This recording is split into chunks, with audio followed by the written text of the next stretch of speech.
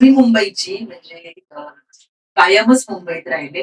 2.5 वर्षाची असताना पोलिओ झाला. दोन्ही पाय निकामी झाले, एक उजवा हात आणि माझं स्पीच गेलं होतं.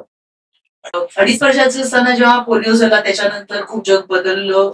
नक्कीच पूर्ण कुटुंबाचं आमच्या जग बदललं असणार आहे. माझं दुसरं घर हॉस्पिटल की जेव्हा मी हॉस्पिटलमध्ये ट्रीटमेंटला जायची, वाडिया हॉस्पिटल, चिल्ड्रन्स हॉस्पिटल जे परळला आहे मुंबईमध्ये, तिकडे माझे जवळ-जवळ 13 वर्ष म्हणजे 13 वर्ष माझी आई मला कडेवर घेऊन बीएसटीच्या बसने जायची. खूप वेळा आम्ही उतरताना, चढताना पडलो सुद्धा आहे. आणि आईने खूप कष्ट घेतले याच्यामध्ये, की आम्ही जवळ-जवळ 8च्या सुमारास सकाळी निघायचो घरातनं, आजी-आजोबांच्या घरातनं.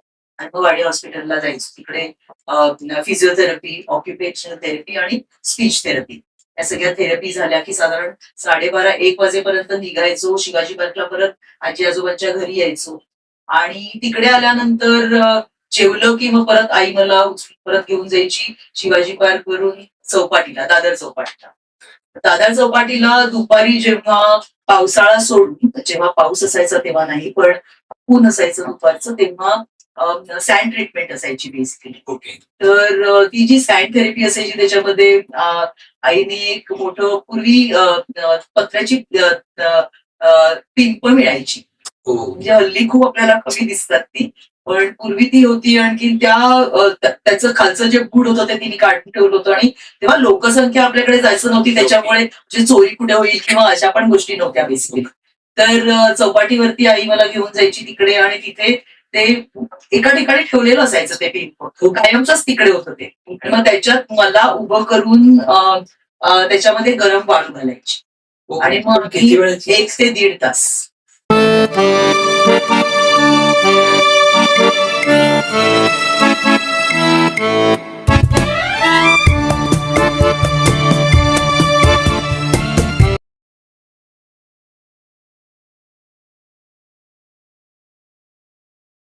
नमस्कार मित्रांनो, मी पराग देसरीकर तुमच्या सगळ्यांचं स्वागत करतो.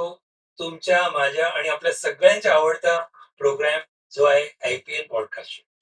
तर फर्स्ट ऑफ ऑल मी पुढे जाण्याच्या अगोदर तुमचा जो प्रतिसाद मिळतोय आतापर्यंत आणि जे तुमचे कमेंट्स, एवढे छान-छान कमेंट्स येतायत त्याच्यासाठी thumbs up. Thank you so much. मी आणि आमची टीम तुम्हाला रिअली थँक यू. एक छोटा शब्द आहे, पण रिअली थँक यू. आज आपल्याकडे जे स्टुडिओमध्ये गेस्ट आलेले आहेत, ते ओळखाभाऊ कोण आहेत? अशी युनिक पर्सनॅलिटी आहे, असे सेलिब्रिटी आहेत ते आणि त्यांचं नाव आहे गीता कॅस्टेलिनी.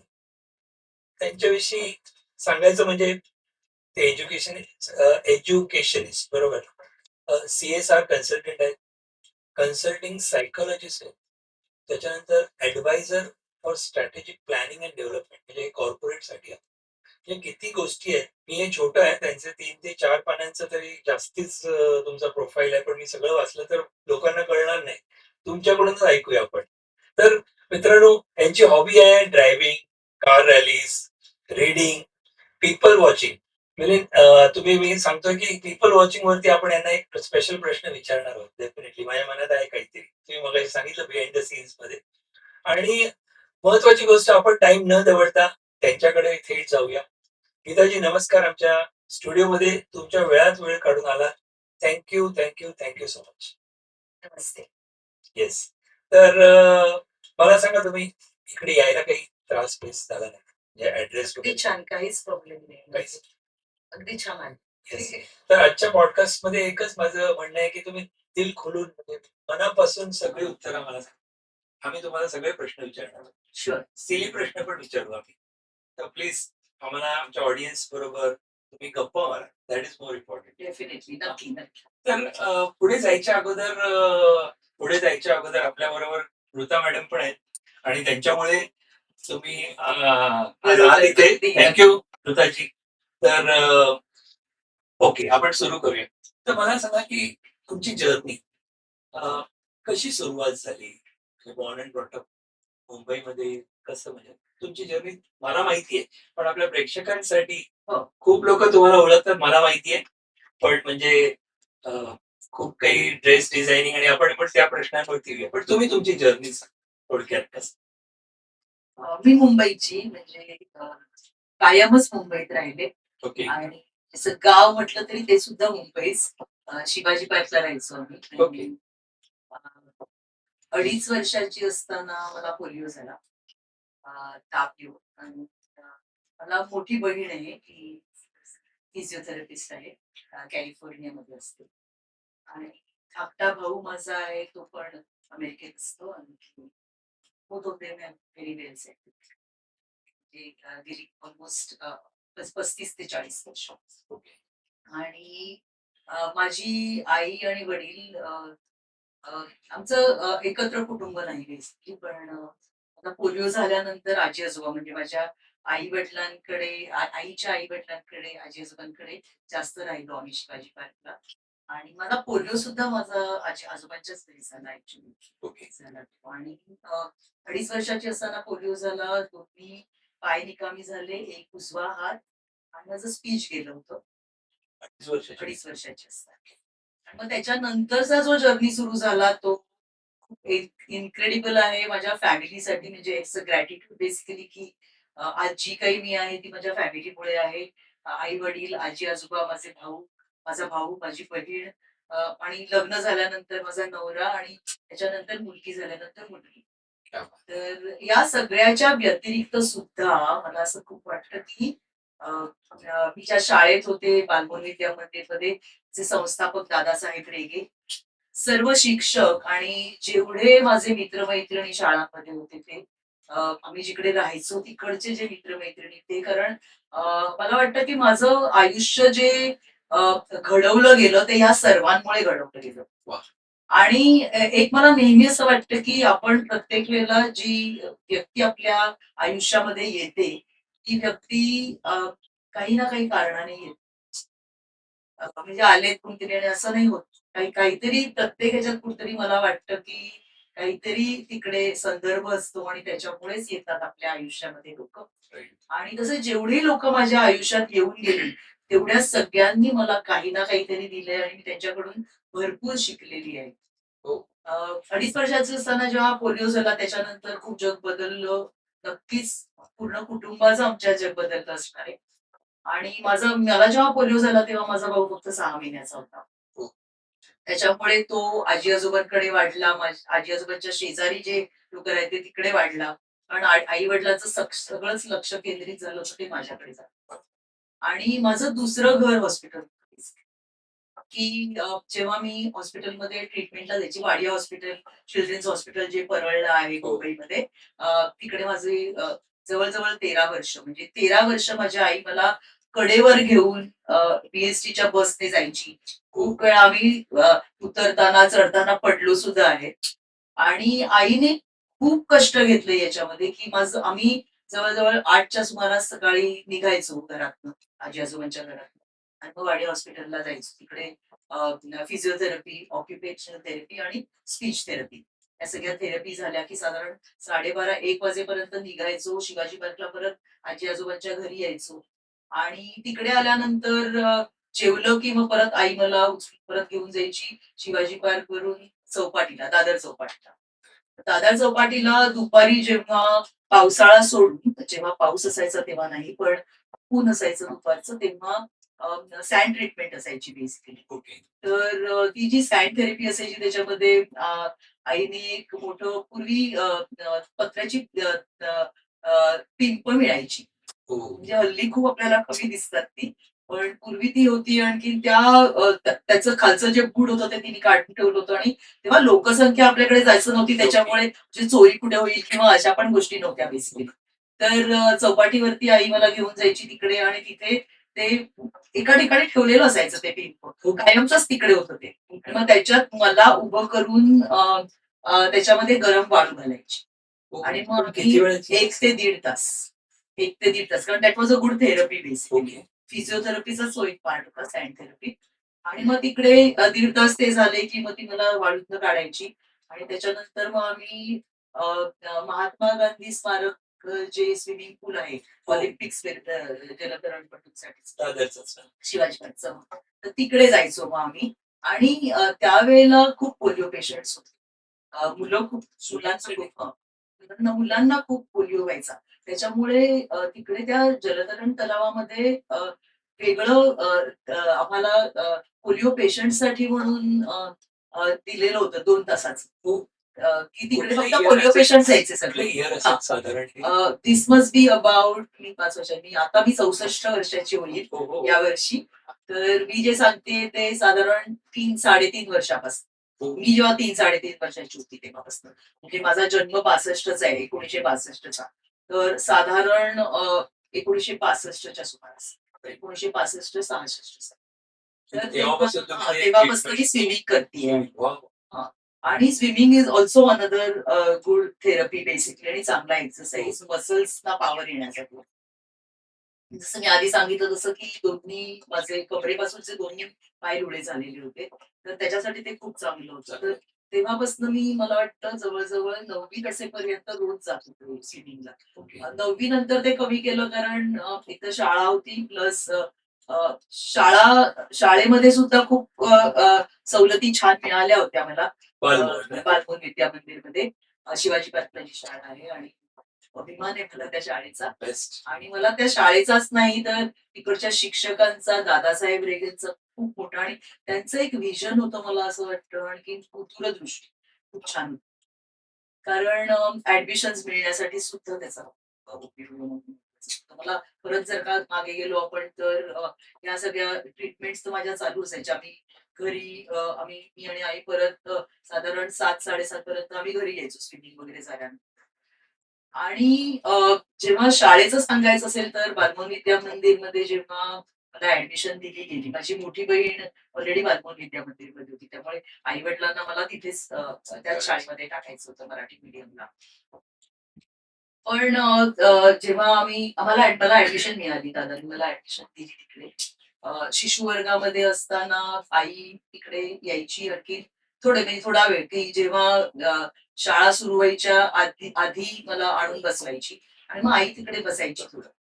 आणि तेव्हा मग जरा थोडंसं आम्ही उशिरा जरा थोडेसे हॉस्पिटलमध्ये पण जायला लागलो होतो. त्यामुळे बाकीचे सगळे प्रोग्राम्स जे असायचे ते सगळे चालायचे, पण ते थोडे-थोडे नंतर उशिरा व्हायला लागले. ओके. पण तेव्हा शिशु वर्गात जेव्हा मी होते तेव्हा पहिल्या 8-10 दिवस जेव्हा आई शाळेच्या गेटच्या बाहेर बसून असायची. तर बरेचदा खूप पालकांना त्याचा जरा थोडासा प्रॉब्लेम झाला होता, की काही जणांना वाटलं, की आमच्या मुलांसाठी आम्हाला बसता येत नाही. आम्ही तिकडे थांबत नाहीये. पण कदाचित असं पण असू शकेल, की एक अपंग छोटी मुलगी तिकडे आहे, जिला बोलता येत नाहीये. ते पण होतं. बोलता पण येत बोलता येत नव्हतं मला तेव्हा. आणि मला ऐकू यायचं, पण बोलता येत नव्हतं. प्लस एका हाताला प्रॉब्लेम होता. मला आणून म्हणजे आईला उचलूनच ठेवायला लागायचं तिकडे जमिनीवर. त्याच्यामुळे कुठेतरी त्यांना एक हा प्रश्न होता आणि आता मी जेव्हा विचार करते even not as a psychologist पण even as a human being की कदाचित तो एकदम रास्त प्रश्न होता, की आई-वडिलांना असा प्रश्न की एक अपंग मूल आपल्या नॉर्मल मुलांबरोबर शिकतंय, तर त्याचा आपल्या मुलांवर काय परिणाम होतो? आणि त्याच्यामुळे दादांकडे जवळ-जवळ 11 जण गेले होते. त्यांनी लेटर सांगायला असं? हां. त्यांनी सांगायला की तुम्ही या मुलीला काढून टाका शाळेतनं कारण आमच्या मुलांवरती त्याचा कदाचित विपरीत परिणाम होण्याचा संभव आहे. तर हे जेव्हा झालं तेव्हा हे झाल्यानंतर माझ्या आई-वडिलांना दादांनी सांगितलं की असं-असं आहे. आणि वडिलांना माझ्या तेव्हा ते अपसेट झाले असणार. वडिलांनी सांगितलं, "मी त्या पालकांशी बोलू शकतो का?" तर ते म्हणाले, "नाही, मी फक्त तुम्हाला सांगायला की असं-असं झालेलं आहे. त्यांच्याशी काय बोलायचंय संवाद तो मी बघतो काय करायचंय म्हणून." Great. आणि सगळ्यात महत्वाची गोष्ट म्हणजे मला ही गोष्ट मी जेव्हा 10वी झाल्यानंतर रिझल्ट लागल्यानंतर जेव्हा दादांच्या घरी गेले होते त्यांना पेढे द्यायला. त्यावेळेला त्यांनी मला सांगितली. मला आई-वडिलांनी सांगितली नव्हती ही गोष्ट. आणि कदाचित मला जर का तेव्हा किंवा त्याच्यानंतर जेव्हा मला थोडंफार कळायला लागलं, तेव्हा जर का कदाचित आई-वडिलांनी सांगितली असती ही गोष्ट, तर कदाचित I would have been a different personality सुद्धा. म्हणजे कदाचित त्याचा मनामध्ये माझ्या ते काय राहिलं असतं. परिणाम झाला असता मला माहिती नाही. झाला असता, नसता मला माहिती नाही. पण मला कधी-कधी राहून जेव्हा मी विचार करते तेव्हा वाटतं, की बरं झालं त्यांनी सांगितलं. खरंच. आणि आणि दादांनी जेव्हा सांगितलं त्यांना हे सगळं आणि मग दादांनी मला जेव्हा 10वीच्या नंतरला सांगितलं, "गीता, तुला मला आता सांगायचंय कारण माझं आणि तुझ्या वडिलांचं सुद्धा याच्यावरती आर्ग्युमेंट झालं होतं, की त्यांना मी सांगितलं, की तुम्ही बोलू नका. मला जे बोलायचं ते मी बोलणार."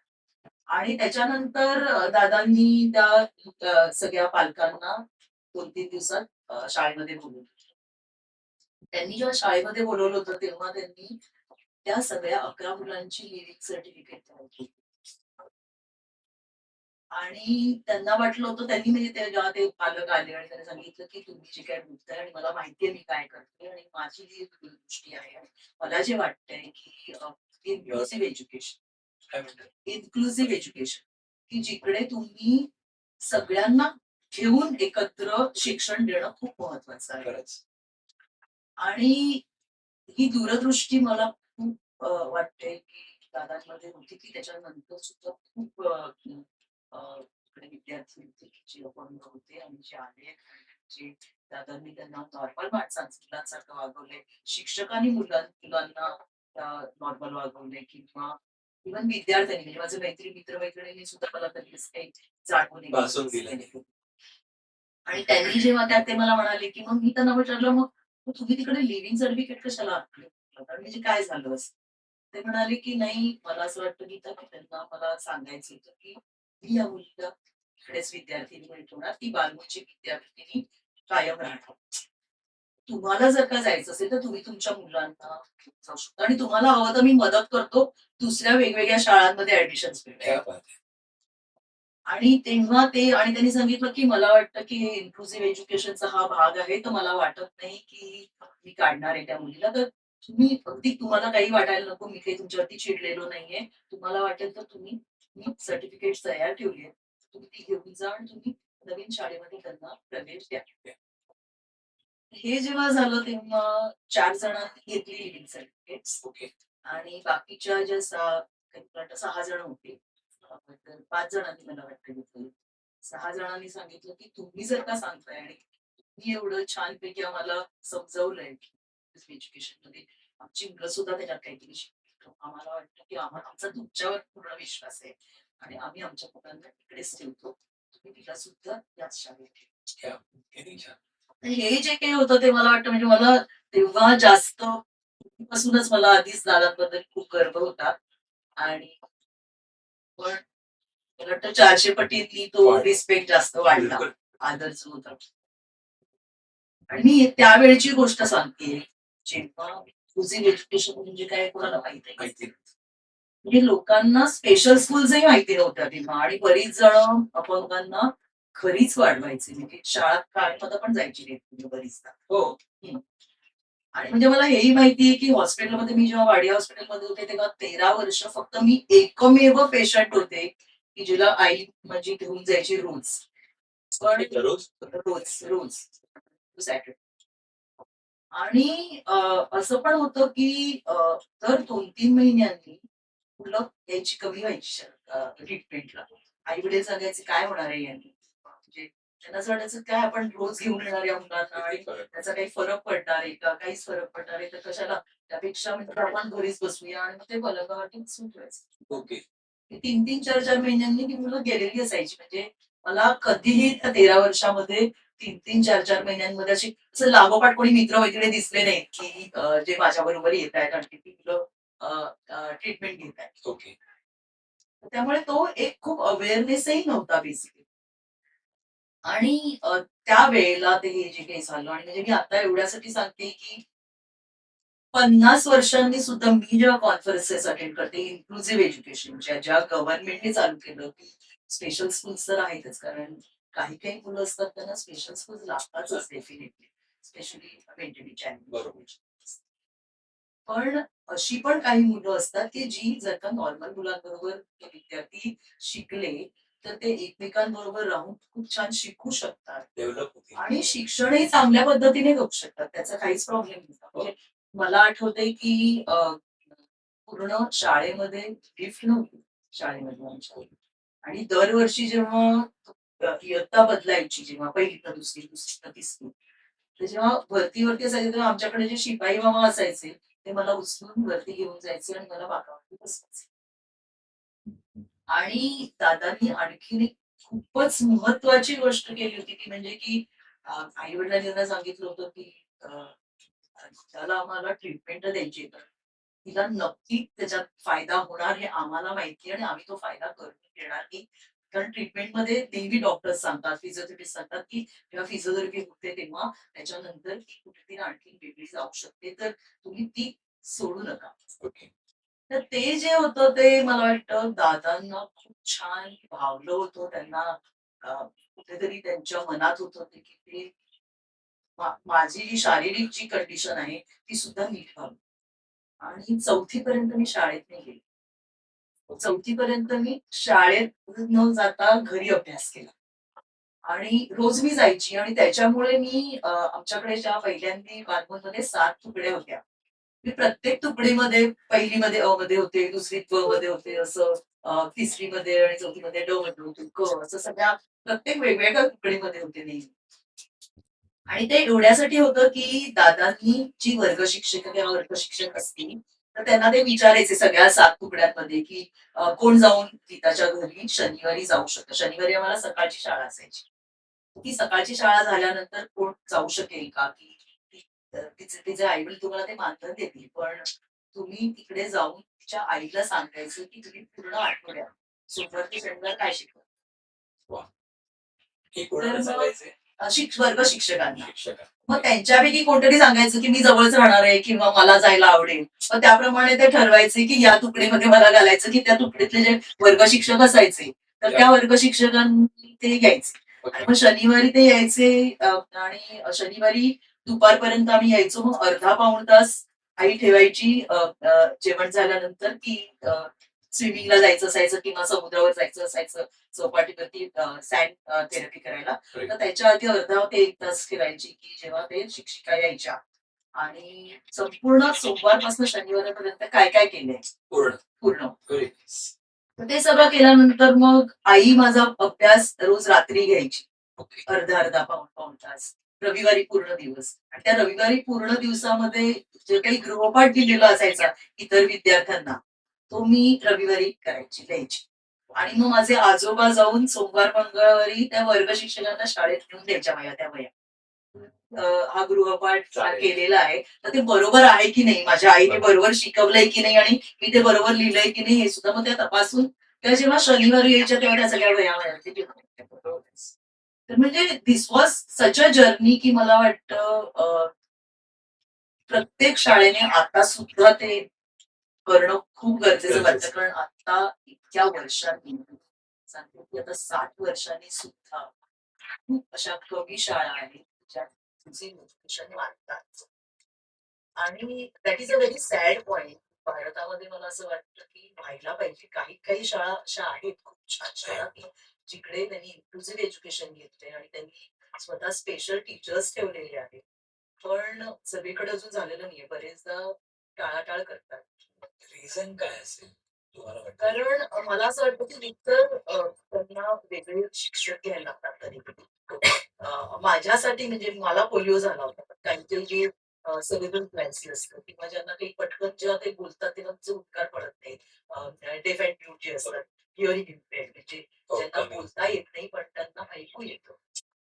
तर अशा मुलांसाठी आपल्याला स्पेशल एज्युकेटर्स लागतात. आणि गव्हर्नमेंटने ती मान्यता दिलेली आहे सगळ्या शाळांना. पण बरेचदा कुठेतरी मला असं वाटतं आर्थिक परिस्थिती बघून पण शाळा मनसे कशाला आणखी एक्स्ट्रा घ्यायचं किंवा त्या फक्त 1-2-3 विद्यार्थ्यांसाठी कशासाठी वेगळं काहीतरी करायचं. मला एक प्रश्न विचारू का? त्या संदर्भात असं होऊ शकत नाही का? मला माहित नाहीये टेक्निकली किंवा ऍक्च्युअली ती गव्हर्नमेंट एड्स असे खूप काही शाळा आहेत तसं बघतो. गव्हर्नमेंट एड्स म्हणजे गव्हर्नमेंट सपोर्ट करते फायनान्शियली काही त्या शाळेला. तर त्यासाठी 2 विद्यार्थी मला माहित नाही नंबर किती असतो. असे 2 विद्यार्थी अशा गोष्टींसाठी म्हणून ठेवू शकत नाही का? वेगवेगळे गोष्टींसाठी वेगवेगळे शिक्षक लागतात असं तुम्हाला मला असं वाटतं की शासन ज्या शासनाने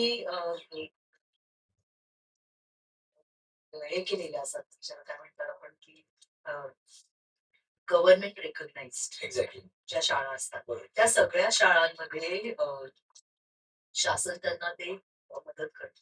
हा, मग ते मदत करतात. मग पण तिथे तरीही बरेचदा आणि आता सध्या काय झालंय, की गेल्या 15-1 वर्षामध्ये आपल्याकडे खूप उच्चभ्रू शाळा यायला लागल्या आहेत. काही बाहेरच्या देशातल्या शाळा यायला लागल्या आहेत. त्यांना सुद्धा इंटरनॅशनल हो, हे पण झालं तर बरेच आणि पण बरेचदा ना गव्हर्नमेंट करत पण असेल, पण कुठेतरी अवेअरनेसच्या दृष्टीने लोकांना पण कळून देत, की ही शाळा बरोबर, अवेलेबल बरोबर, आहे. बरोबर, किंवा असं काहीतरी किंवा 2 शिक्षक, 4 शिक्षक, गव्हर्नमेंट एड्सच्या इथे मी म्हणतोय. बरोबर, म्हणजे इंडिपेंडेंटली शाळा चालवतात त्यांना मी समजू शकतो, की बरोबर. ते त्यांचा पर्सनल अगदी. बजेटिंगच्या दृष्टीने काय असेल ते. पण गव्हर्नमेंट एड्समध्ये government can take an initiative. 4 शिक्षक. बाबा हे एवढे सॅलरी आणि सगळ्या गोष्टी चालत असतात, खर्च असतोच. पण कंपल्सरी असं जर केलं, की एवढे तरी असणारच 4 शिक्षक, 5 शिक्षक. बरोबर. मला नंबर माहीत नाही. आणि आपण ना फक्त शाळांना पण दोष नाही देऊ शकत. बरेचदा पालकांना सुद्धा तो अवेअरनेस असतो किंवा पालकांना वाटते काय करायचंय शिकून. नाहीतरी हे मूल लंगडतच चालणार किंवा ते मूल कुठे जाणारच नाहीये. म्हणजे बरेचदा मी अशा आपण गोष्टी बघितल्यात, की जे कॅलिपर्स मी वापरते, मी चालते. तर ओके. आई-वडिलांना पण असं वाटतं, की कोणी सांगितलंय त्यापेक्षा ते रांगत-रांगत चालतात. अच्छा, असं झालेलं आहे. म्हणजे अवेअरनेस एक आहे आणि किती लक्ष प्रत्येक ड्यू रिस्पेक्ट अर्थातच पॅरेंट्स किती आणि त्याच्यामध्ये प्रत्येकाची आर्थिक बाजू फायनान्शियल बरोबर. फॅमिली केवढा इंटरेस्ट घेते त्या मुलावरती. पण बरेचदा वाटतं आपल्याला 2-3 मुलं आहेत, त्या बाकीच्या मुलांबरोबर आपण जास्त कॉन्सन्ट्रेट करतो. तुम्ही भाऊ-बहीण किती?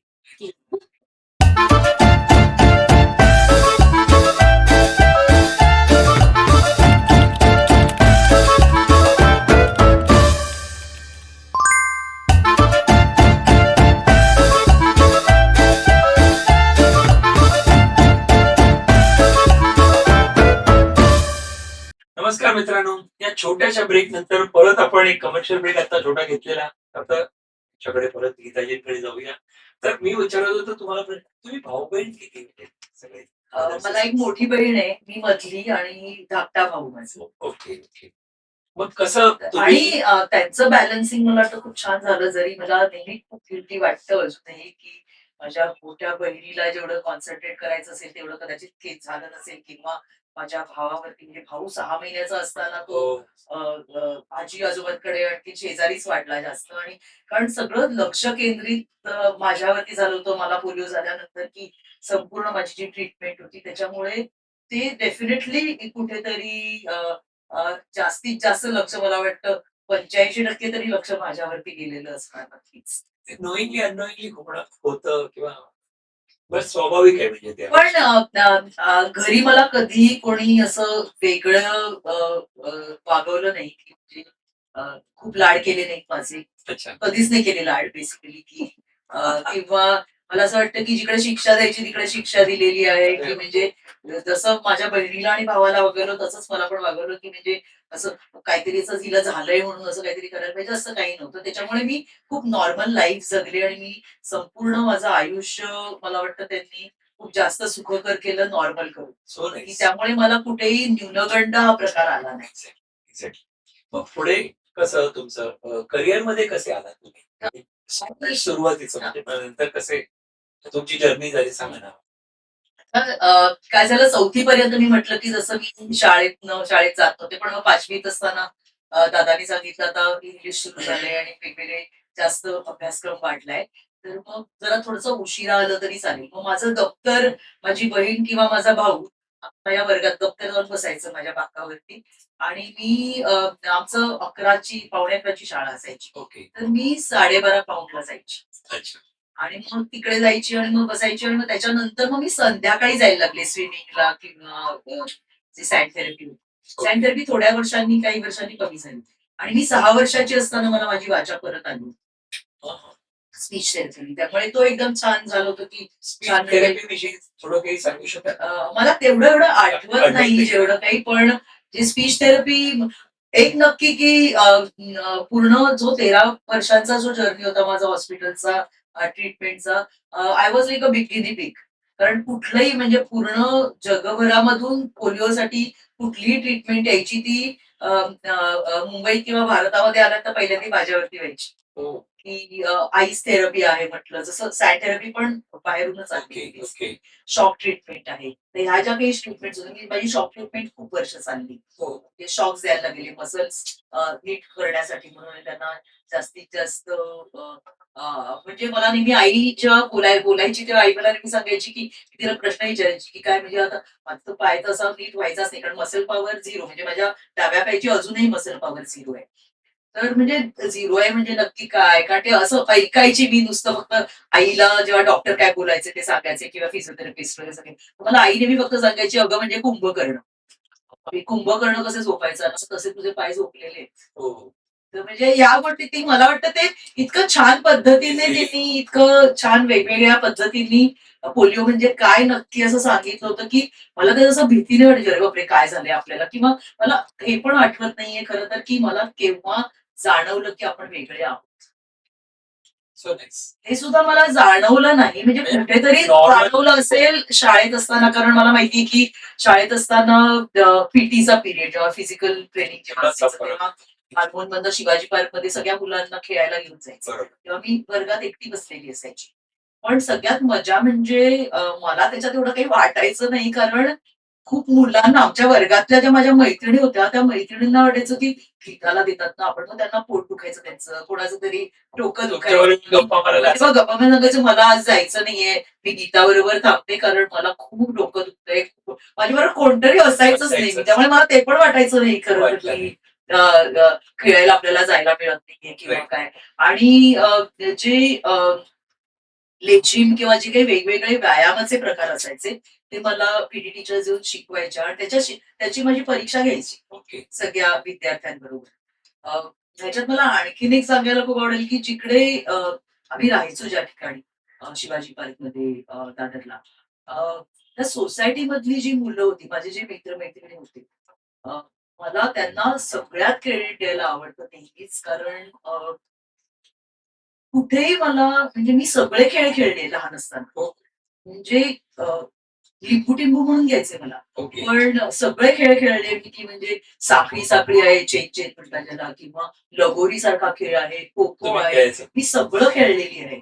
आणि त्याचं श्रेय नक्कीच या मुलांना द्यायला लागेल, की त्या वयातही त्यांना त्यांची जी आकलन शक्ती होती किंवा जे अंडरस्टँडिंग होतं त्यांचं, की आम्ही जेव्हा लहान होतो तेव्हा म्हणजे आता तर सगळ्यांकडे सगळेजण विकत घेतात सायकल्स. पूर्वी बायसिकल्स आपल्याला जेव्हा सायकल भाड्याने मिळायच्या हो 10 तासाचे एका तासाचे 10 पैसे 30 किंवा असं पैसे आणि 30 पैसे असं. शेअरिंग करायचं हां, ते पण. अगदी बरोबर, अगदी बरोबर. तर ते जेव्हा असायचं तेव्हा जेव्हा मे महिन्याच्या सुट्टीमध्ये किंवा दिवाळीच्या सुट्टीमध्ये जेव्हा मुलं आणि खूप मुलं म्हणजे 30-30, 40-40 मुलं सोसायटीमध्ये. बिलकुल तर ते जेव्हा सायकल आणायचे ते पण इतकं छान मी जेव्हा हॉस्पिटलमध्ये ट्रीटमेंटला गेलेली असायची, तेव्हा ते त्यांचं सायकलिंग करून व्हायचं. हो त्यामुळे मला कळायचं पण नाही त्यांनी सायकल आणली होती आणि त्यात मला आता सायकलवरती बसता येत नाहीये. म्हणून असं मला काही कळलंच नाही कसं. मला खूप मजा ती पण वाटते, की कसं त्यांना म्हणजे त्यांचं अंडरस्टँडिंग किंवा केवढं होतं किंवा त्यांच्या आई-वडिलांनी त्यांना जे काही एक्सप्लेन केलं असेल ते किती छान असेल. खरंच खरंच that was another inclusive part. For me this is another inclusive education. Absolutely नाही तुम्ही सांगताय मला साधारण आमच्या लहानपणीची आठवते एक पूजा बचपन ग्रुप आहे ना त्याच्यामध्ये बाबू म्हणून आहे त्याचा भाऊ म्हणजे त्यांची वजन असं पण तुम्हाला आश्चर्य आम्ही क्रिकेट पूर्वी असे या बिल्डिंग वर्सेस त्या बिल्डिंग असं समोर खेळायचो म्हणजे सगळे गेम लगोरी वगैरे असे पण आम्ही ते क्रिकेट खेळायचो आता 11 जणांची टीम तो असायचा नेहमी पण ही वॉज म्हणजे म्हणजे एक बाजूचा गॅरंटेड कधी आउटच करणार नाही या व्यक्तीला पण आम्ही खेळलेलो आहे म्हणून मला आता अगदी आठवतंय बरोबर. पण आम्हाला काही वाटलं नाही हा.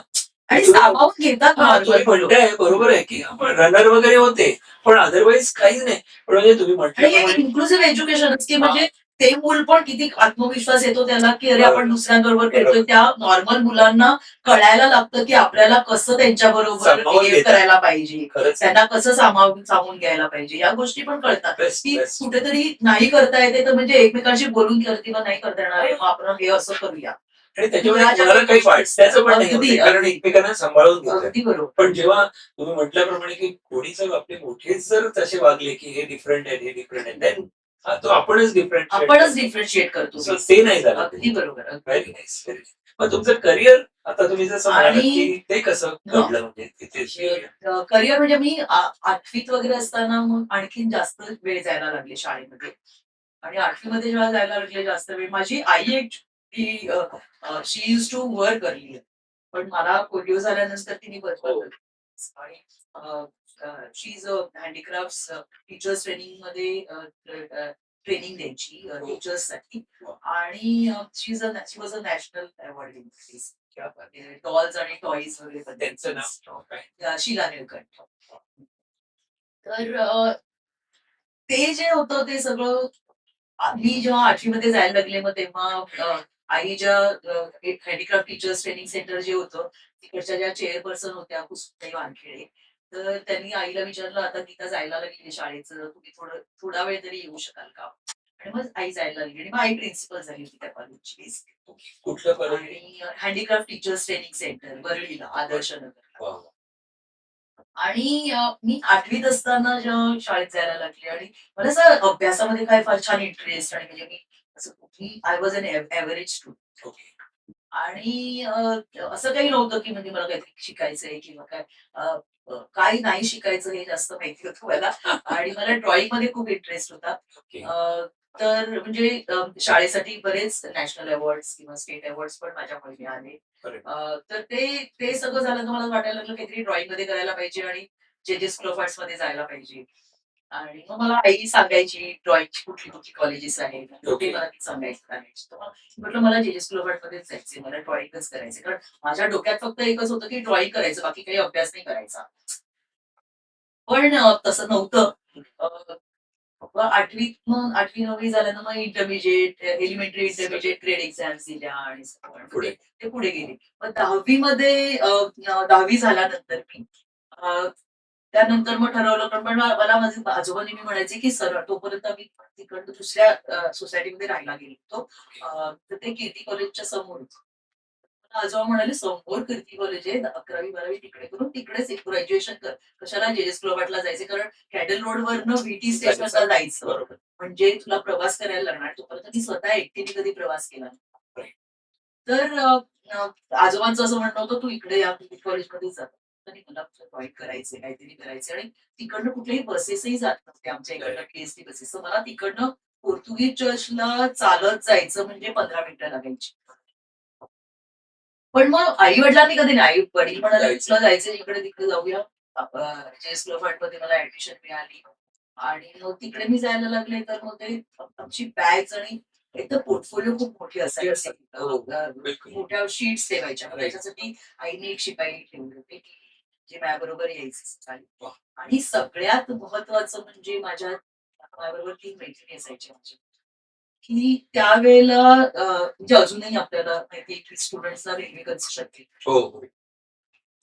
आता तर पीएचडी साठी पण मिळायला लागले. राईट. तेव्हा बसेससाठी मिळायचं नाही स्टुडंट्स. बरोबर. पण माझ्याबरोबर माझ्या ज्या मैत्रिणी होत्या तिघी जणी, त्या एक पोर्तुगीज चर्चला राहायची, एक अगर बाजारला राहायची आणि एक माझ्या समोरच राहायची. त्या तिघी म्हणजे अनघा पाटील, ज्योती चव्हाण, आताची आठवण, आणि सरोज नाईक. तर त्या सगळ्या जणी माझ्याबरोबर यायच्या. आणि कुठेतरी मला नेहमी असं वाटायचं की त्यांना तर रेल्वेमध्ये कन्सेशन मिळणारे म्हणजे खरं तर, आणि आम्ही सगळेजण मध्यमवर्गीय, त्यामुळे कुठेतरी आपल्याला काटकसर केलेली चालणारच आहे बेसिकली. पण त्याच्या आई वडिलांनी सुद्धा इतकं प्रोत्साहन दिलं, नाही गीता बरोबर जायचं तर गीता बरोबरच. म्हणजे आम्ही पीएचडीने जायचो. एवढंच नाही तर मी जेव्हा पहिले 8 दिवस माझे वडील आले कॉलेजमध्ये दाखवायला की कसं जायचं कसं यायचं परत ते. मग मी 8 दिवसांनी, आता तुम्ही येऊ नका, आता आम्ही जातो. पण मला खूप अ, कौतुकास्पद वाटायचं. आणि सकाळी खूप लवकर असायचं आमचं कॉलेज. 7:30ला आम्हाला जायला लागायचं, तर आम्ही 6:30ला निघायचो बसमध्ये. तर 6:30 ते 6:45च्या दरम्यान बस यायची. म्हणजे मला 6:15ला निघायला लागायचं जरा इकडे चालत जायला. आणि बाकी लोक जेवढे चालतात तसं मी चालायची, पण माझं स्पीड कमी होता चालायचा, कारण मी क्रचेस वापरते, कॅलिपर्स वापरते. आणि बहुतेक निदान 8 ते 10 तरी पॅसेंजर जे असायचे ते नेहमीचे असायचे. त्यात काही इन्स्पेक्टर काका होते, काही टीचर्स होते आणि सगळे रोज छान म्हणजे आमचा छान ग्रुप असायचा गप्पा मारत वगैरे आम्ही मजेत जायचो. आणि म्हणजे शनिवार रविवार जेव्हा कॉलेज बंद असायचं तेव्हा मग ते सोमवारी आम्हाला सांगायचं आम्ही एवढं मिस केलं तुम्ही एवढे बडबड बडबड करता ती चौघी जणी पण ते आम्ही मिस करायचो वगैरे. पण कंडक्टर काकांबद्दल जर का सांगायचं तर की मी समजा जर का एखाद्या दिवशी त्यांनी बघितलं की पोर्तुगीजला बस स्टॉपला येताना मी क्रॉस करते तर मी येतेय तर ते थांबायचे. किती छान. मस्त. म्हणजे ते खूपच मला नेहमी असं वाटायचं की म्हणजे ते कंडक्टर काका अतिशय आमचे मित्र छान झाले होते. म्हणजे जेव्हा रिटायर झाले तेव्हा आम्ही चौघींनी त्यांना सेंड ऑफ वगैरे पण अरे दिलं. वा वा. इतकं इतकं छान म्हणजे खूप जवळीक निर्माण झाली होती. किती छान. आणि खूप जण खूप पॅसेंजर्स पण खूप छान. पण खूप गोष्टी अशा ऐकल्या सुद्धा त्याच्यात की अ, जाताना मी जेव्हा पूर्वी डबल डेकर असायच्या, आता हो. आपल्या कमी झाल्या बरोबर. पण डबल डेकरमध्ये चढल्यानंतर माझ्या मैत्रिणी पुढे जाऊन बसायच्या आणि तिसरा स्टॉप होता शिवाजी पार्कवरचा. शिवाजी पार्कवरनं 71 नंबरची बस चालू व्हायची. Right. त्यामुळे जास्त गर्दी नसायची आम्ही जेव्हा आतमध्ये जायचो तेव्हा. पण तिकडे गेल्यानंतर मी पुढचा स्टॉप येईपर्यंत तिकडे थांबायची आणि कारण ती पहिली पायरी खूप हो, मोठी असायची, आहे. उंच असायची. तर मग मी थांबायची आणि मग दुसऱ्या स्टॉपला जेव्हा थांबायची बस तेव्हा मी पटकन जायची. मग बाकीचे लोक येईपर्यंत मी आतमध्ये गेलेली असायची. ओके. ते कंडक्टर काकांना बाकीच्या माहिती. म्हणजे नवीन लोक असायचे त्यांना माहिती नसायचं. ते काही बोलायचे की बऱ्याचदा बोलणं झालेलं म्हणजे बरोबर. माझ्या मैत्रिणी खूप चिडायच्या की काय बोलतायत म्हणून किंवा काय. मी मैत्रिणी बोललेल्या पण आहेत त्यांना की तुम्हाला काही प्रॉब्लेम नाहीये ना, ती स्वतःचं स्वतः बघते आणि करते आणि येतेय ना, तुम्हाला काही मदत करायला लागत नाही. पण बरीच जण म्हणायची, "अशा लोकांनी कशाला यायला पाहिजे? घरातच बसायचं, कोणी सांगितलंय?" किंवा काय. किंवा काय आपण जर का एखादा कुठलातरी ड्रेस घातलेला असेल, तर तो चांगला ड्रेस तेव्हा मॅक्सी वगैरे पण खूप हे होत्या. राईट. तेव्हा फॅशन होती. मी मॅक्सी वगैरे घालून की लोकांना वाटायचं की मध्येच अडकली वगैरे तर म्हणजे मला कोणीतरी सांगितलं पण होतं एका बाईने की नसलेली ऍडवाइस पण देते. मी सांगितलं होतं तुला मॅक्सी कशाला घालून म्हणजे साधे कपडे नाही का घालून येतात तुला जाता येत किंवा काय. म्हणजे ह्या ज्या काही छोट्या छोट्या गोष्टी असायच्या किंवा बस स्टॉपवरती जेव्हा आम्ही उभे असायचो तेव्हा अवेअरनेस नसायचा बरेचदा. Right. मग त्यांची जी मुलं ज्या बायका किंवा त्यांची मुलं जेव्हा जायची तेव्हा सांगायचे की या हो, समजा का जास्त मस्ती केलीस ना तर इशादर होईल. किती या पण गोष्टी असायच्या तुमच्या म्हणजे. कानावर पण यायचं असं. हां, पण मला मला माहिती नाही कसं, की मला कधी वाईट नाही वाटायचं या गोष्टीचं किंवा म्हणजे माझ्या मैत्रिणी पण मला म्हणायच्या, की "कशाला त्याला एक्सप्लेन करायला जाते?" पण मी त्यांना सांगायचं ना, असं काही नसतं. हे लोकं सांगायची, "आई-वडिलांनी काहीतरी केलं असेल, आई-वडिलांनी काहीतरी केलं असेल आणखी नाही का? मग त्याचं ते कर्म ती हे फळ ती भोगतीये" वगैरे काही बोलायची. आणि मला खूप मजा वाटायची या गोष्टी काहीतरी बडबडतायत. मी त्यांना सांगायची, "एक मिनिट, तुम्हाला मी पोलिओ म्हणजे काय सांगते." मी त्यांना एक्सप्लेन करायची.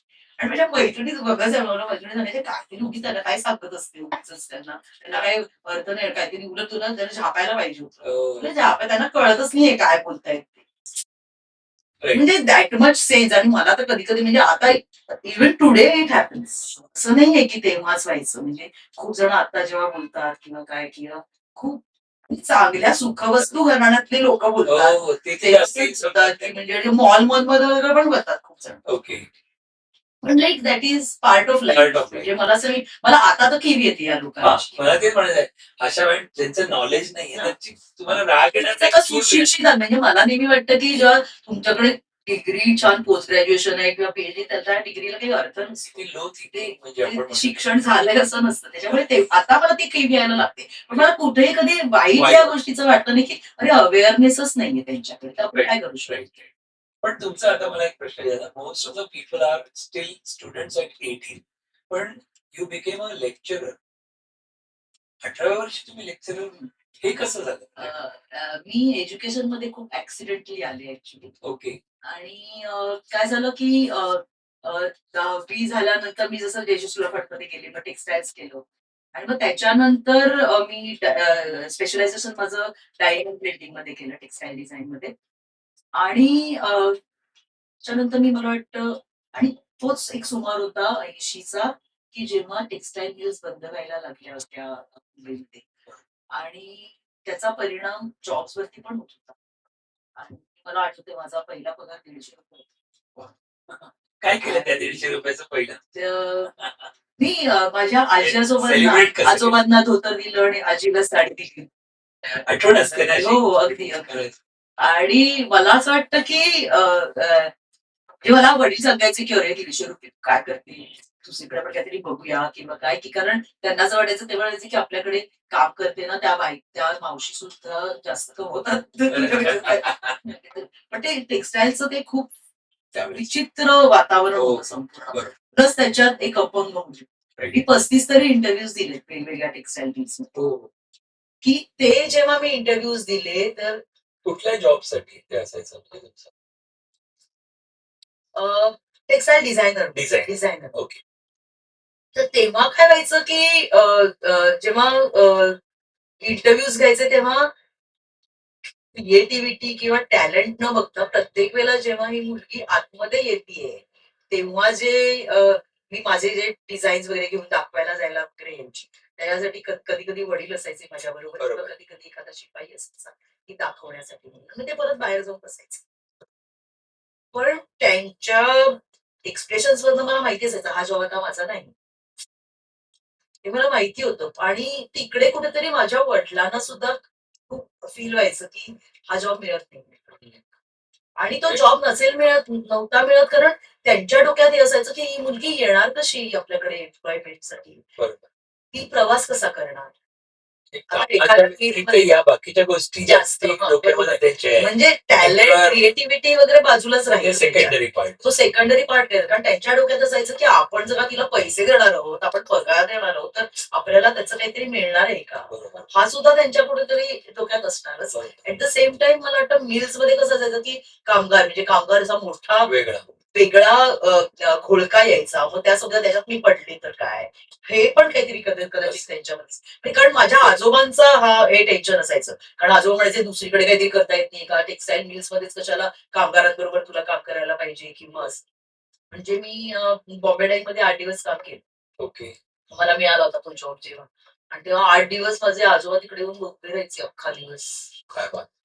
घाबरून की अरे बापरे हिचं कसं कसं होतंय होतंय? किंवा काय ते आणि मग एकदा त्यांना मी म्हटलं काय करताय नाही नाही मला भीती वाटते की काय पण मग त्या तेवढ्या ह्याच्यामध्ये त्या 35 इंटरव्ह्यूजच्या नंतर सुद्धा मला असं वाटायला लागलं की तर काय करावं इनफॅक्ट अशीच माझी ओळख त्यावेळेला विजय मर्चंट बरोबर झाली हो. मिस्टर विजय मर्चंट त्यांचं खूप क्रिकेटर काम आहे आणि त्याच्यामध्ये. ते ठॅकरसी मिल्स त्यांचीच होती स्वतःची आणि त्यांच्या मिल मध्ये मी एका इंटरव्ह्यूला गेले अरे वा.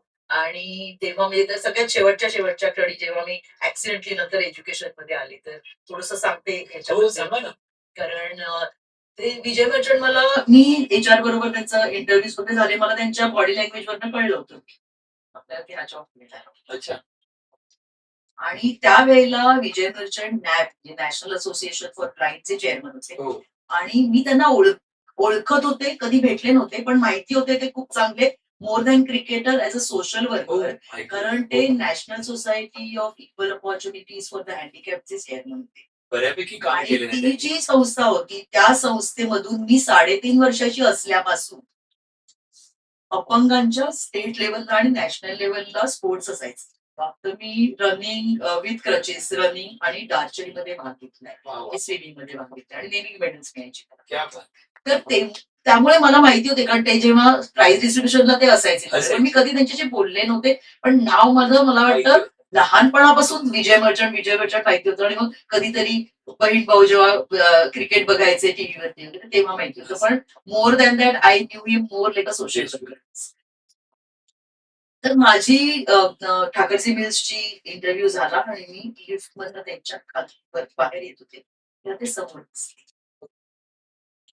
आणि त्यांना वाटलं मी त्यांच्याकडे आले कारण त्यांच्याकडे खूप अपंग जण येत हो, असतात, येत होते. बरोबर. भेटायला तर ते म्हणाले की आप मुझे मिलने आए हो तर म्हटलं नाही तर मग ते म्हणाले की आओगे मेरे साथ मेरे कॅबिन म्हटलं अच्छा.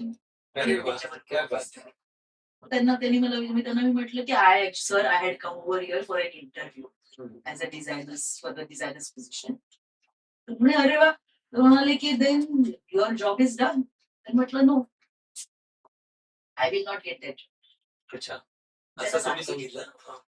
ते म्हणाले की why that is what I आणि तेव्हा मी जेव्हा बोलले कारण तेव्हा मी फक्त 17 वर्षाची होते 17.5 वर्षाची जेव्हा मी ग्रॅज्युएट झाले तेव्हा 17.5 वर्षाची तेव्हा त्यांनी मला म्हटलं की असं एवढं कॉन्फिडेंटली का बोलते? त्यांनी त्यांच्या एचआरला बोलवलं आणि ते एचआर हेड ज्यांनी माझा इंटरव्ह्यू आणि दोघांनी घेतला होता ते एचआर हेड आले आणि तेव्हा मला बिचाऱ्यांची दयाच यायला लागली की अरे बापरे आता हे काय असलं. ते म्हणाले की no she saying that she had come for the interview. पण त्या बिचाऱ्यांची परिस्थिती इतकी विचित्र मला कळत होतं त्यांच्याकडे बघून की बरोबर. आता हे काय करणार. तर मी म्हटलं की it is okay I I I I don't have worry about this. They don't think कारण 7 ते ह्याला होतं 7 रस्त्याला हे होती. राईट. शिवाजी पार्कवरनं कशी येणार? हा असा एक होता. म्हणजे त्यांनी विचारलं होतं, मी सांगितलं मी बसने प्रवास करते. पण I don't know whether he was convinced. ते म्हणाले "then give up the job." मी म्हटलं की नाही. I don't think because they said that they will wait for another 1 week and then they will. So there must be more candidates. तसं. आणि मग मी त्यांना पण सांगितलं की I have not complained about you. हां, बरोबर. त्यांना एवढं वाटलं. I just met you. मग त्यांना सांगितलं की नो आम्ही वेर ओनली वरीड अबाउट ट्रॅव्हलिंग. त्यांनी फक्त बघितलं पण त्यांना कळलं की मला खूप रिलक्टन्स आहे या सगळ्या गोष्टीचं की पहिल्यांदा जर का कोणीतरी नाही सांगितलं कशाला द्यायचं. बरोबर. म्हणजे कदाचित कुठेतरी मी थोडी हट्टी आणि थोडी स्टबर्न लहानपणापासून आणि त्याचा खूप चांगला उपयोग पण मी करून घेतलाय. पण तो डेफिनेटली इज अनदर पार्ट की त्याच्यामुळे कदाचित करिअरमध्ये सुद्धा कदाचित खूप प्रॉब्लेम झाले असतील मला त्याच्यामुळे. तर त्यांनी मला विजय भटजींनी ते म्हणाले की ओके यू कॅन गो. त्यांनी विचारलं पाठवलं. मला म्हणाले की can you do freelancing for us? तुझं बिझनेस चालू. मी म्हटलं फ्रीलान्सिंग म्हणजे काय करायचं? ते म्हणाले की आता सध्या आमच्याकडे रशियावरनं आम्हाला ऑर्डर आली त्यावेळी डिझाईन्स पाहिजेत आम्हाला. जी डिझाईन्स आम्ही प्रिंट करणार आमच्या मिलमध्ये. Textile designing. Textile design. I have to do only the design part. शर्टिंगची डिझाईन्स आणि ड्रेस मटेरियलची डिझाईन्स आहे. If you can do it, then I can give you 300 designs to do per month. हो. कुठेतरी ना मी कधीच आतापर्यंत म्हणजे आतापर्यंतच्या या आयुष्यात माझ्या करिअरमध्ये खूप कमी वेळा लोकांना नाही सांगितलंय की जिकडे मला वाटतं की मला काहीतरी चॅलेंजिंग करायला मिळेल. मी त्यांना सांगितलं येस सो नाईस. म्हटलं मी करीन. तर मग त्यांनी दुसऱ्या हेडला बोलवलं आणि सांगितलं की असं असं करायचं. त्यांनी मला तेव्हा त्या दिवसापासून मला डिझाईन्सचे वा. जॉब्स. मस्त. मी स्वतः करून मग तिकडे दर महिन्याला त्यांना 300 डिझाईन्स घेऊन जायची. आणि ते काम सुरू झालं. ओके. पण त्या एवढ्या सगळ्या ह्याच्यात त्या 300 मध्ये काही होणार नव्हतं कारण प्रत्येक डिझाईन मध्ये फक्त ₹45 मिळायचे. हो. म्हणजे असं काही आणि मला वाटतं माझी कदाचित स्वप्न पण मोठी होती किंवा जे I used to also think की काय आपल्याला काय पैसे मिळणार आहेत, काय करणार आहोत आपण. एक्झॅक्टली. आणि आई-वडिलांनी नेहमी ठरवलं होतं आणि सांगितलं होतं मला की कोणावरही अवलंबून राहायचं नाही. नाहीतर मी कधीच गव्हर्नमेंटची सुद्धा कुठली कन्सेशन्स घेतली नाही. जी काही नंतर मिळायची 1980च्या नंतर जेव्हा अपंगांचं एक वर्ष आलं होतं त्याच्यानंतर बऱ्याच काही काही गोष्टी द्यायला सुरुवात झाली. Right. पण मी पण ते काही घेतलं नाही. पण त्यावेळेला आणि 1980 मध्येच मी ग्रॅज्युएट झाले. तर ते जेव्हा होतं तर मला असं वाटायला लागलं की कुठेतरी आपल्याला आणखी काहीतरी करायला पाहिजे. तर ते इंटरव्ह्यू चालू असतानाच माझ्या आईचं जे हँडिक्राफ्ट टीचर्स ट्रेनिंग सेंटर होतं त्यांच्या चेअरपर्सन होत्या कुसुमताई वानखेडे जसं मी मगाशी म्हटलं म्हणजे वानखेडे स्टेडियम किंवा फायनान्स मिनिस्टर जे होते शेषराव वानखेडे त्यांच्या मिसेस. तर त्यांनी आईला सांगितलं की गीताला तुम्ही एज्युकेशन मध्ये का नाही यायला देते आपलं कॉलेज आहे. तर तिकडे आपण टेक्सटाईलचा हे आहे म्हणजे जेस्ट्रोफायचं ऍप्लिकेशन आहे ते. ओके. तो डिप्लोमा आहे तर तिकडे जर का तिला असिस्टंट लेक्चरर म्हणून आपण घेता येईल तर तिला आवडेल का शिकवायला कारण आपल्याकडे पोझिशन आहे. आणि घरी आल्यानंतर विचारलं आणि मी म्हटलं की मला माहिती नाहीये मला टीचिंग आवडेल की नाही पण करायला काही हरकत नाहीये बघायला.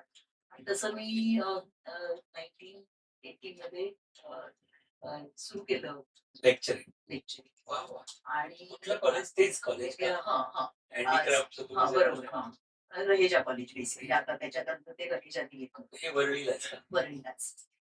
आणि मग तिकडे जेव्हा ते त्यांनी कॉलेज म्हणजे मी हार्डली म्हणजे इतकी एक तर मी बुटकी आणि त्याच्यात मी छोटी दिसायची म्हणजे लोकांना वाटायचं की मी शाळेतच आहे अजून किंवा काय. त्यामुळे मला जे स्टुडंट्स होते ते माझ्यापेक्षा 5-6 वर्षांनी मोठे. कारण त्यावेळेला आणखीनही कसं होतं, की जेएस मध्ये जी मुलं यायची विद्यार्थी म्हणून, आई-वडिलांचं असायचं, की आर्टिस्ट कोणी काही पैसे कमवत नाही. तर आधी तुम्ही ग्रॅज्युएशन करा आणि नंतर करा. तर बरीच जण ग्रॅज्युएट झाल्यानंतर जेएस क्लबार्ट्सला यायची. बरोबर. तर टेक्सटाईलला जी मुलं होती, ती सगळी इतकी मोठी-मोठी म्हणजे मी 17.5 वर्षाची, बरीच जण 22, 23, 21 वर्षाची वगैरे सगळी मोठी-मोठी होती. पण आय एन्जॉयड दॅट पिरियड आणि मला वाटतं that teaching experience help me a lot in going further. आणि त्याच्यानंतर टेक्सटाईल मिल्स जशा बंद व्हायला लागल्या, तशी टेक्सटाईलचे कोर्सेस बंद व्हायला लागले. त्याच्यामुळे जेजेस मध्ये होतं, पण बरं ह्याच्यानी पण ठरवलं होतं की त्यांनी कॉलेज सोडून द्यायचं. ओके. त्यावेळेला एसएनडीटी युनिव्हर्सिटीमधनं त्यांच्या व्हाईस चान्सलर आणखी पॉलिटेक्निक, चितूरला जे पॉलिटेक्निक आहे, तिकडे फॅशन डिझायनिंगचं एक डिपार्टमेंट आहे. तर ओके. तिकडच्या प्रिन्सिपल ते दोघे जण त्या दोघी आल्या होत्या व्हिजिट करायला कॉलेजला. ओके. तर त्यांनी मला विचारलं, की "मग आता ते सगळं बंद होतंय असं कळलं आम्हाला, तर तू काय करणार आहे मग नंतर?" कारण मी बरेच सब्जेक्ट शिकवायची. हिस्ट्री ऑफ टेक्सटाईल्स आणखी बरेच सब्जेक्ट शिकवायचे. तर "तू अप्लाय करणार का? आमच्याकडे पॉलिटेक्निकला टेक्सटाईलसाठी लेक्चररची पोझिशन आहे, सीनियर लेक्चररची." Okay. So this was in 88. म्हणजे 8 वर्ष झाली होती मला शिकून. राइट.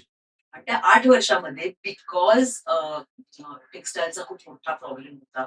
मला प्लॅन बी सुद्धा तयार करायचं होतं आणि तोपर्यंत कुठेतरी अभ्यासाची आवड निर्माण झाली होती. मी सायमल्टेनियसली जेव्हा शिकवत होते त्याच वेळेला मी बी-ए केलं सायकॉलॉजीमध्ये, एम-ए केलं क्लिनिकल सायकॉलॉजीमध्ये आणि त्याच्यानंतर मी माझं लग्न झालं त्यावेळेला मी ऍक्च्युली एम-ए केलं. हो. आणि एम-ए झाल्यानंतर मग मी मेडिकल इन्स्टिट्यूट ऑफ मॅनेजमेंट मधून पोस्ट डिप्लोमा केला माझा मॅनेजमेंटचा. खूप छान. तर तर प्रिन्सिपल मग तुम्ही ॲट 32 हं. हे कसं काय घडलं? ते मी एसएनडीटी मध्ये नंतर जॉईन झाले. म्हणजे मी नंतर गेले तेव्हा मग खूप जण म्हणजे जवळ-जवळ 23 जण ते ऍप्लिकेशन आलं होतं त्यांच्याकडे. मला पूर्ण दिवस बसायला लागलं. तर पहिला दुसरा का तिसरा माझा इंटरव्ह्यू झाला. एसएनडीटी युनिव्हर्सिटीमध्ये 7 जणांचं पॅनल होतं आणि मग ते झाल्यानंतर त्यांनी मला व्हाईस चान्सलरनी सांगितलं, "तू जरा थांबायला लागेल. ओके. सगळ्यांचं झाल्यानंतर बघू काय करायचं." आणि मग ते सगळे 23 जण गेल्यानंतर 5:30 वाजता परत त्यांनी मला बोलावलं विचारायला, की "तू प्रवास कसा करणार?" पुन्हा सगळं प्रत्येकाचा येऊन तो तिकडेच थांबायचं. सगळ्यांना की तोच म्हणजे मला प्रत्येक ठिकाणी कुठेतरी प्रूव्ह करायला लागायचं मला. की मला काय करायचंय आणि मला माहितीये मला काय करायचं. तर त्यावेळेला मग तो जॉब मला मिळाला. ओके. आणि 88 साली माझे वडील सुद्धा रिटायर झाले. तर 88 साली. तर जेव्हा मला मिळाला जॉब त्यावेळेला वडिलांना ग्रॅच्युइटी मिळणार होती. राइट. तर ते असल्यानंतर त्यांनी ते तेव्हा म्हणाले, की आता तू खूप वेळा म्हणजे बरेचदा बसने वगैरे प्रवास करताना मी खूप वेळा पडले. बरेचदा कंडक्टर्सना दिसायचं नाही. बेल वाजवल्यानंतर तोपर्यंत मी पडलेली असायची रस्त्यावर. हो, हो. तर हे खूप वेळा झालं होतं. तर वडील म्हणाले, की "हे बरोबर नाहीये." म्हणजे आजोबा मला दर महिन्याला ₹100 कारण तेव्हा सगळं स्वस्त होतं. ₹100 द्यायचे आणि सांगायचे, "तू प्लीज टॅक्सी करून येत जा." कारण तेव्हा मी जेव्हा सासगिरामधनं पोहोचले, ग्रॅज्युएशन केलं. आणि त्याच्यानंतर मी रिसर्च केलं टेक्सटाईल्समध्ये ऑल इंडिया हँडलूम बोर्डच्या विवर्स सेक्टरमध्ये. तर ते जेव्हा केलं त्यावेळेला आजोबा सांगायचे, "तू घरी येताना प्लीज टॅक्सीने येत जा." हं. तेव्हा पण मी बसने यायची आणि मग ते पैसे जे साठवलेले असायचे मी कपडे घ्यायची. दर महिन्याला की मला त्याच्यात काहीतरी चांगलं काहीतरी शिकून पाहिजे असं. ओके. तर ह्या ज्या काही गोष्टी ज्या काही आहेत तर मला वाटतं की तेव्हा 88 मध्ये मारुती सुझुकी त्यांची नवीन एक गाडी यायला सुरुवात झाली की जी हँडिकॅपसाठी.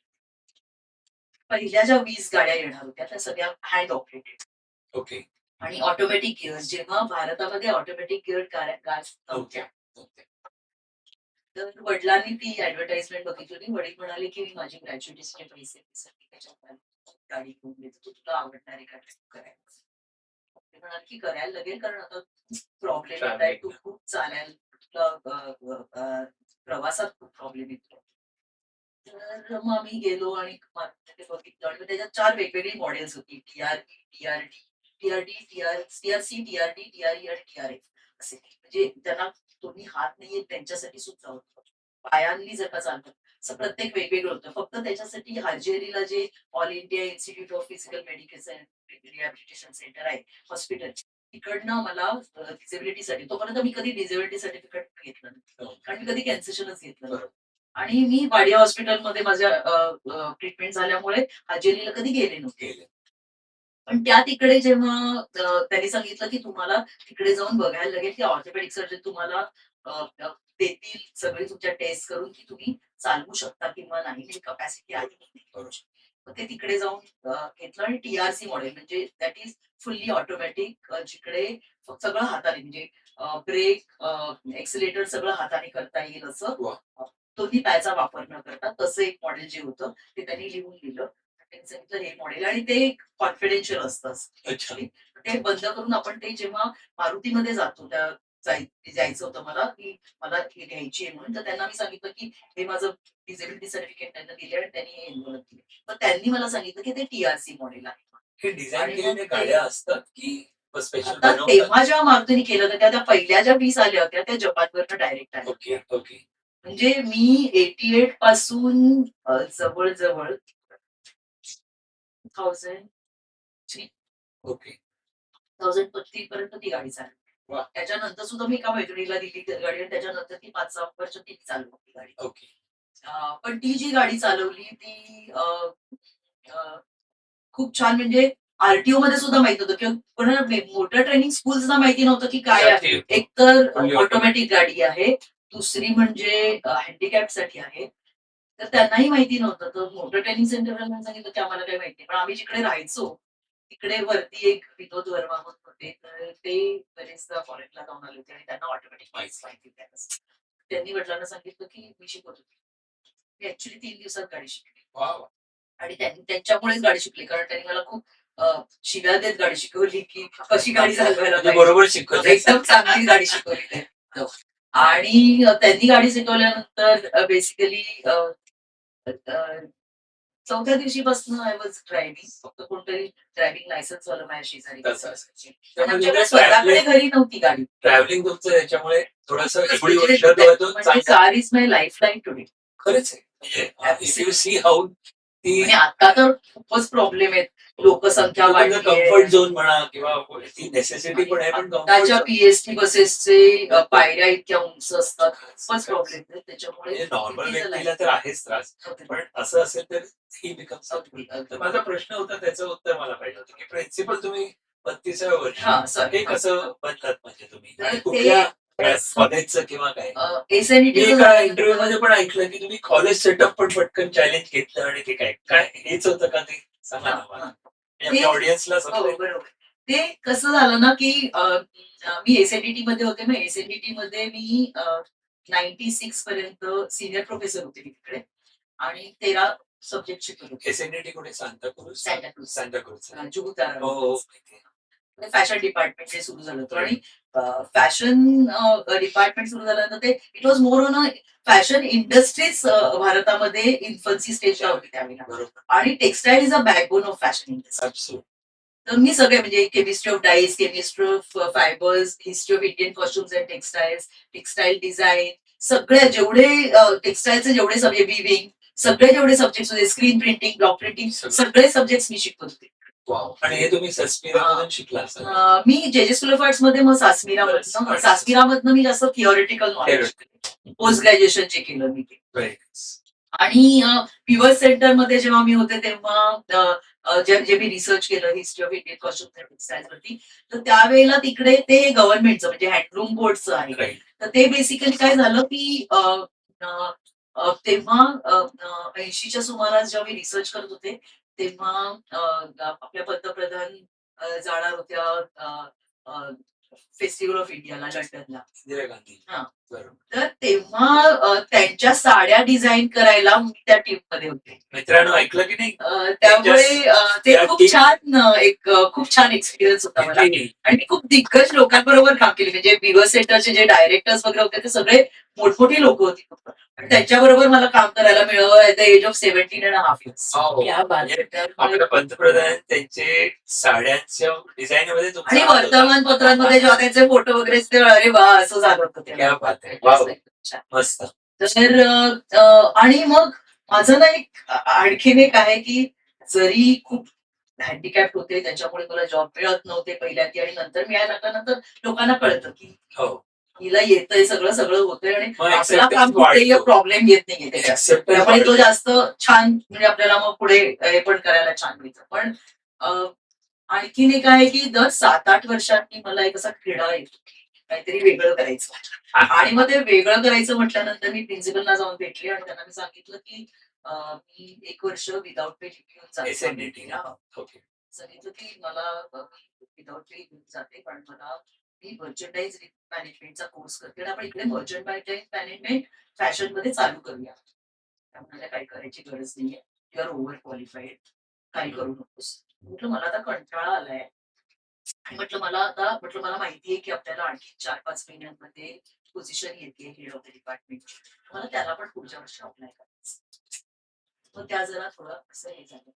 काय करायचं? तर त्यांनी मला सांगितलं की गीता तू ओव्हर क्वालिफाईड आहेस डेफिनेटली. पण मला एचओडीच्या पोझिशनला पगार देत आहे. ओव्हर क्वालिफाईड म्हणताय ना? काय प्रॉब्लेम? आणि माझा एक आहे की कुठेतरी ना की इधर माझा कॉन्फिडन्स किंवा मी कोणाला घाबरत नाही बोलतात. मी कुठल्याही पोझिशनवरती असल्यानंतर मी चांगल्या त्यांना तो त्याचा ड्यू रिस्पेक्ट देऊनच बोलते. पण पण मला विचारायचं होतं का नाही मिळणार एचओडीची पोझिशन? आणि तेव्हा त्यांनी मला सांगितलं की मला त्या पोझिशनला फॅशनचं डिपार्टमेंट आहे म्हणून एक ग्लॅमरस पाहिजे. आणि ते कुठेतरी माझं हे झालं आणि मी त्यांना म्हटलं की मला माहितीये मी ग्लॅमरस नाही. पण आतापर्यंत या सगळ्या वर्षांमध्ये neither was she a glamorous person. जी होती Principal ती. पण म्हणजे म्हणजे it is हो. really sad. हो, म्हणजे मी खरंच. बऱ्याचदा खूप क्रूड पण असते पण नाही, नाही, पण I it is didn't fine. tell her this. पण जेव्हा तुम्हाला माझ्याकडनं काम पाहिजे तेव्हा तुम्ही सगळं करून घेताय ना. म्हणजे एवढं की मी जेव्हा मॉल कल्चर सुरू झालं इंडियामध्ये, शॉपर स्टॉप पहिलं आलं मुंबईमध्ये जेव्हा, बिलकुल. तेव्हा व्हाईस चान्सलर सुमा चिटणीस होत्या आणि त्यांनी आणि प्रिन्सिपल दोघींनी मिळून मला सांगितलं की कारण त्यांना माहिती होतं की मी एक अशी व्यक्ती होते की कुठेही नाही म्हणणार नाही, धडक करून हो मी करेन म्हणून चालायचं. सॉफ्ट स्किल्सचं वर्कशॉप्स घेशील का त्यांच्या? आणि त्यांना क्लास 4 पासून ते डायरेक्टरच्या लेवलपासून सगळ्यांसाठी घ्यायचं होतं. मला नाहीतर सॉफ्ट स्किल्स काय माहिती होतं.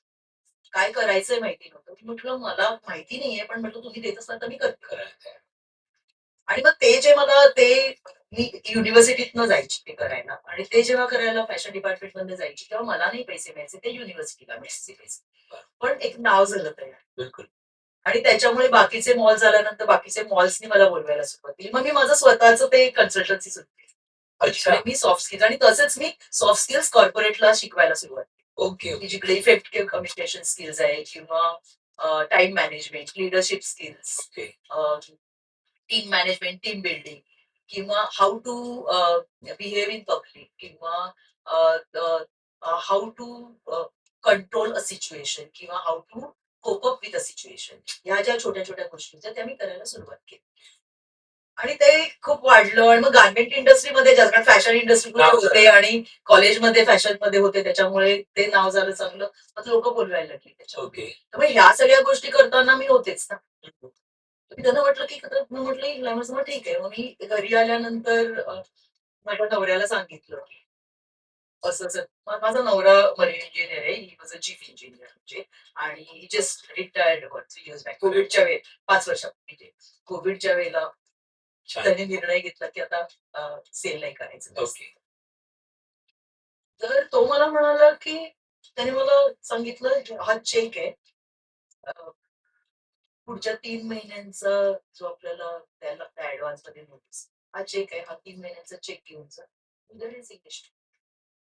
हो, हो, हो. एक्झॅक्टली. असं बोलल्यावर तर. मी दुसऱ्या दिवशी केले आणि मी तेच केलं. त्यात जरा असं विचित्र झालं. हां, त्या म्हणाले की backfire "पुढच्या झाल्यासारखं. एक काम कर तू आता नको रिझाईन करू. पुढच्या वर्षी मी रिटायर होतीये. अच्छा, स्वतःच. मी रिटायर झाला तर तुला काय करायचं ते कर. तू आता नको रिटायर होऊ. सगळं इतकं छान सगळं सुरळीत चाललं.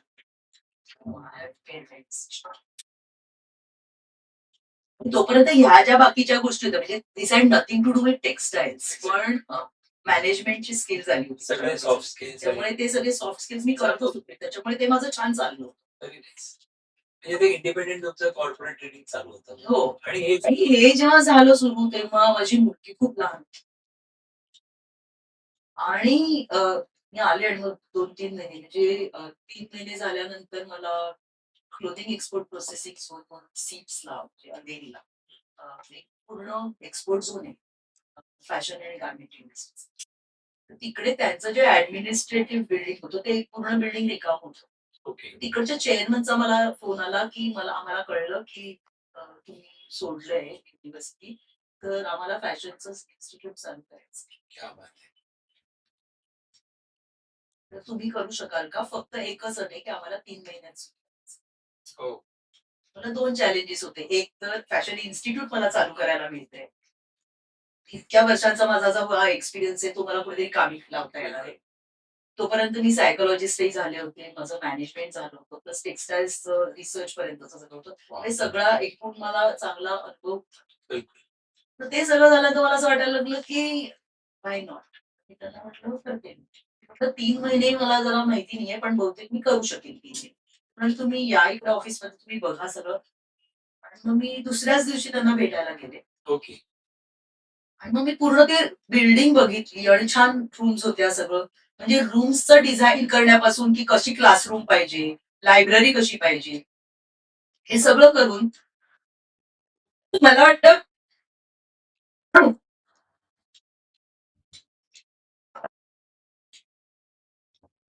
ते सगळं बघितल्यानंतर मला असं वाटायला आणि त्यांनी मला खूप छान वेळ दिला होता, की त्यांनी सांगितलं होतं, की तुम्हाला जे काय पाहिजे ते आम्ही सगळं तुम्ही फक्त आम्हाला सांगा काय पुस्तकं पाहिजेत, काय पाहिजे. नाही पाहिजे, काय लिस्ट पाहिजे, तुम्हाला कुठली मशिनरी पाहिजे, प्रिंटिंग टेबल्स असली, डाय लाईव्ह असेल, तुम्हाला काय पाहिजे ते सगळं तुम्ही सांगा. आम्ही तुम्हाला करून देऊ. आमच्याकडे कार्पेंटर्स आहे, सगळं सगळं आहे. ओके. 2 महिन्यात पूर्ण कॉलेज छान तयार झालं. म्हणजे इन्फ्रास्ट्रक्चर वाईज. आणि त्याच्यानंतर मग पी-आर केला आम्ही, प्रेस कॉन्फरन्स घेतली. 3 महिन्यात आमचं कॉलेज उभं राहिलं आणि मग आम्ही आणखीन एक काम केलं, की मी त्यांना म्हटलं, की प्रत्येक फॅशन इन्स्टिट्यूट जेव्हा उभी राहते तेव्हा बेसिक तेच असणार आहे. पण एक्झॅक्टली. तुम्ही काय वेगळं देताय? हे हं. बघणं खूप महत्वाचं आहे. बरोबर मग शनिवार, रविवार आणि तिकडेच 29 बाकी एक्सपोर्ट्सचे आहे. ऑफिसेस होते. तर म्हटलं तिकडे कितीतरी तुमचे असे एम्प्लॉईज असतील, की ज्यांना कुठेतरी कधी-कधी कॉन्फिडन्स जातो, की आपण क्वालिफाईड नाही आहोत. तर त्यांच्यासाठी छोटे-छोटे ॲडिशनल. कोर्सेस करायचे मस्त. शनिवार, रविवार. मग खूप आम्ही छान. तसेच कोर्सेस चालू केले वाह! वाह! आणि ते खूप छान चालायला लागले.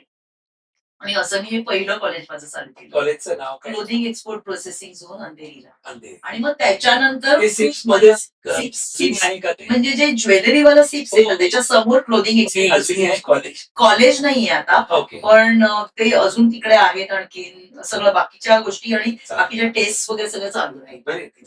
मग पुढे? आणि मग ते झाल्यानंतर खूप जणांना कळायला लागलं. मग लोकांना वाटायला लागलं, "अरे आमच्यासाठी करणार का?" आणि मग जेव्हा रहेजा सोडलं होतं, त्याच्यानंतर मग रहेजाजनी म्हणजे जे हँडीक्राफ्ट टीचर्स ट्रेनिंग सेंटर, तर रहेजाजमधनं मला त्यांच्या मॅनेजरनी फोन केला, अ, की "त्यावेळेला तुम्ही निघून गेला तिकडनं आणि तुम्ही हे बाकीचं करताय, करताय. पण टेक्सटाईल तर बंद झालंय, पण आपण फॅशन डिझाइन चालू करायचं का परत? वॉव! आम्हाला करायचंय." तर मी परत चेअरमनना विचारलं क्लोथिंग एक्सपोर्ट प्रोसेसिंग झोनमध्ये, की असं-असं ऑफर आली, तर मी करू का? ते म्हणाले, "करा." So nice. मग आठवड्यातनं कोण आठवतात? नाव आठवतं. Mister clothing exports. हां. Clothing mister Gundlani. Wow! So nice. तर ते म्हणाले, की "करा." मग मी आठवड्यातनं एकदा म्हणजे शनिवार, रविवार मला सुट्टी असायची इकडे. मग मी शनिवारी तिकडे जायला लागले. वॉव! आणि मग त्यांचा एक कोर्स छान 1 वर्षाचा करून दिला त्यांना पहिल्यांदा सर्टिफिकेट कोर्स. कारण त्यांच्याकडे इन्फ्रास्ट्रक्चर तेव्हा नव्हतं. बरोबर. 1 वर्षाचा. मग त्यानंतर 1 वर्षानंतर त्यांना म्हटलं आता डिप्लोमा सुरू करूया. मग 2 वर्षाचा केला आणि मग तो 3 वर्षाचा केला. मग 3.5 वर्ष विथ इंटर्नशिप. वाह! असं एक करत मी फॅशनमध्ये तुम्ही मी 9 इन्स्टिट्यूट चालू केल्या. वॉव! ग्रेट. मग हे सगळे मुंबईमध्येच की कसं? नाही हैदराबाद त्याच्यानंतर हे पुण्यामध्ये. पूर्ण सेटअप तुम्ही केलं. वॉव! काय नावाने तुम्ही म्हणालात ते? रहिजांचंच असायचं. पण नाही रहिजांचं नाहीये हे वेगवेगळी आहेत नावं. वेगवेगळे. ओके. पण वेगवेगळे. ते हे फॅशनचं. चालेल, चालेल, चालेल. पण मग हे नंतर तुम्ही कन्सल्टिंग सायकॉलॉजिस्ट तुम्ही पण मी सायकॉलॉजिस्ट मी सगळ्या जेवढ्या फॅशन इन्स्टिट्यूट केल्या सुरू किंवा आता जी भारतामध्ये होम सायन्सची जी टेक्सटाईल्स क्लोथिंगची जी डिपार्टमेंट्स आहेत त्या सगळ्याच्या अकॅडमिक बोर्डवर आहे. वाह! वाह! आणि तुम्ही कालाघोडा त्यावरती त्या टीम मध्ये पण तुम्ही आहात ना? हा. कालाघोडा असोसिएशन सुरू झालं जेव्हा, म्हणजे मी 13वी मेंबर हम्म. आणि one of the founders basically. अच्छा. आणि हा, आणि कालाघोडा असोसिएशन सुरू झालं जेव्हा 26 वर्षापूर्वी, 27 वर्षापूर्वी actually. त्यावेळेला कालाघोडा आर्ट फेस्टिवल हा पार्ट आहे असोसिएशनचा. आम्ही तेव्हापासून जे सुरू केलं ते त्या एरियामध्ये जे हेरिटेज स्ट्रक्चर आहेत ते आम्ही मॅनेज करतो. आणखी समजा जर का काही आर्किटेक्चरल जर का कोणाला काही प्रॉब्लेम्स असते की एशियाटिक लायब्ररी वगैरे सारख्या आम्ही रिनोव्हेट करतो या गोष्टी, तर ते होतं. पण जेव्हा 26 वर्षापूर्वी अ, कालाघोडा आर्ट फेस्टिवल सुरू झालं,